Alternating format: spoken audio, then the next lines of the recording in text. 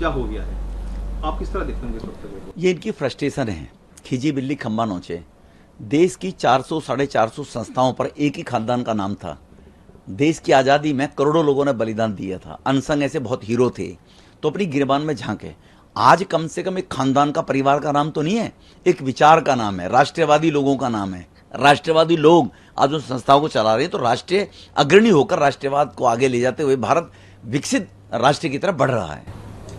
रमेश जी, एक सवाल, जयराम, ऐसा लग रहा है कि अगले चुनावों की तैयारी में बीजेपी लगी हुई है और जिस तरीके से उनका प्रचार किया जा रहा है उसको एक टूल की तरह यूज किया जा रहा है। रमेश जी, आप एक करप्शन, भ्रष्टाचार इससे बचते और राष्ट्र के उत्थान निर्माण के लिए काम करते तो आपको सौभाग्य होता। आपने कुकर्म ऐसे किए हैं, तो ये तो सौभाग्य है कि मोदी साहब को ये नेक काम करने का मौका मिला है और राष्ट्र के सम्मान को आगे बढ़ाते हुए दुनिया की नज़रों में राष्ट्र को सर्वोपरि करने का काम मोदी जी कर रहे हैं।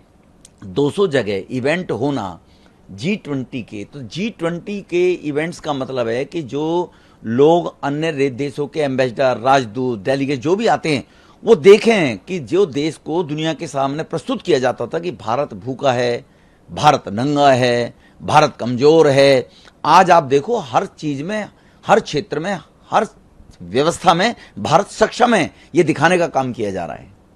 रमेश जी, चर्चा ये उठ पड़ी है कल जब ये दोनों चुनाव लड़ेंगे तो जो जमानतें हैं दूसरे लोगों की, चाहे मोदी साहब लड़ें या स्मृति ईरानी, जमानत जब्त हो जाएंगी और कहीं ना कहीं इसका फायदा पूरे अलायंस को। स्मृति ईरानी कार्यकर्ता है बीजेपी की, जन सेवा के रूप में काम कर रही है। वो कहीं सोने की चांदी की चम्मच लेके पैदा नहीं हुई।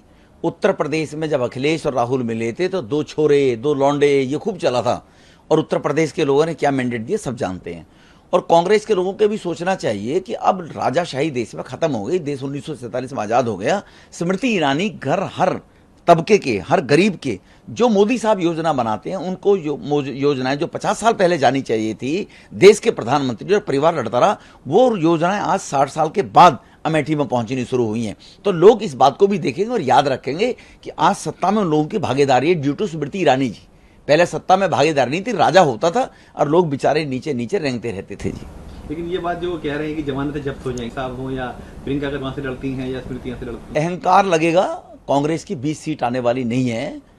सॉरी, लोगों को ये ना लगे, हम देश के लोगों के मन के आधार पर बोल रहे हैं, देश के लोगों की इच्छा शक्ति के आधार पर बोल रहे हैं कि कांग्रेस 20 का आंकड़ा भी पार नहीं करेगी इस बार।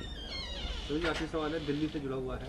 दिल्ली स्टेटहुड मिले, ये एक महत्वपूर्ण मुद्दा रहने वाला है, उसी के आधार पर चुनाव लड़ा जाएगा। देखो, केजरीवाल जो नौटंकी करते हैं उसमें वो अव्यवस्था फैलाने वाली बात भी करते हैं। ये कोई भारत में ही नहीं है, ये डेवलप्ड कंट्री में भी जाकर देखेंगे तो जब राष्ट्रीय राजधानी है तो यहाँ पर जो दूतावास है वो कहाँ जाएंगे, एम्बेसीज जो हैं, बाहर के जो स्टेटों के हाउसेज है वो कहाँ जाएंगे। यहाँ पर जो कोई भी डेलीगेट्स आता है वो भारत की तस्वीर को देखने के लिए आता है, भारत दिल्ली में देखने के लिए आता है। तो इसीलिए स्टेटहुड का जो उनको दिल्ली को राज्य का दर्जा जो मिलना चाहिए वो किसी भी सूरत में पॉसिबिलिटी में ही नहीं आता है ना। कैसे आ जाएगा, मेरी समझ से बाहर है। और केजरीवाल साहब काहे को परेशान हो रहे हो, आपका 2024 के बाद सफाई हो जाएगा। लेकिन उन्होंने विधानसभा में ये बात भी उन्होंने बोली है कि बीजेपी जोर शोर से आगे बढ़ी थी कि दिल्ली को पूर्ण राज्य का दर्जा मिलना चाहिए। दिल्ली को पूर्ण राज्य का दर्जा मिलना चाहिए, बीजेपी आगे नहीं बढ़ी थी। बीजेपी आगे बढ़ी थी कि जो एनडीएमसी एरिया है, दिल्ली को कमिश्नरी में और उसमें 2 जगह बांटने की बात की जानी चाहिए।